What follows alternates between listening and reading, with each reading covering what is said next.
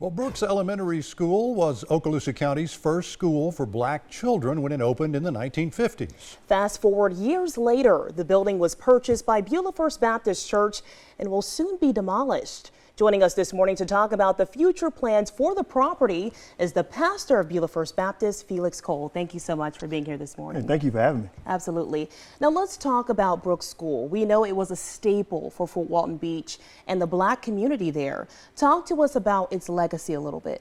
Wow, the legacy starts back even to 1933, before we even had Fort Walton Beach. It was Camp Walton. At the time, you had black students, you had black parents, and black residents as a whole not having a place to worship, and more importantly, not having a place to educate their children.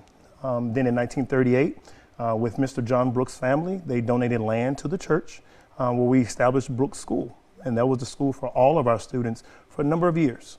From there, when Okaloosa County stood up the school board, they divided the school where you had elementary students there at Brooks Elementary, but at the same time you started having students have to be bused 60 miles both ways to Crestview for high school education. Yeah, wow. Absolutely. What are the plans now? What do you hope to do?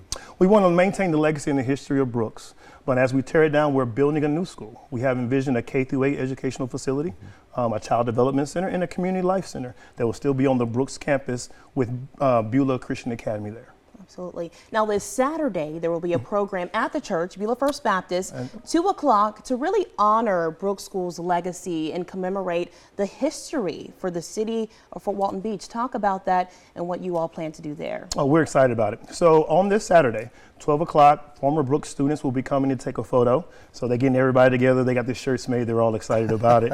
And then at 2 o'clock, we'll be having the commemoration ceremony there in our Genesis room there at Beulah First Baptist Church. We have speakers there. We have the superintendent of schools. The mayor's going to be there. And we're going to tell the story, tell the history of what Brooks School meant and where we go from here. How many people do you imagine have been associated with the school or educated in the school over the many, many years? Oh, there were hundreds. We can say hundreds. When you had all the students there from Camp Walton to Fort Walton Beach until integration in 1968, all the students that passed through there. Our membership itself is 400 to 500. Many of the families that were there had grandparents and things that went there. So you're looking at in the hundreds of people who have gone.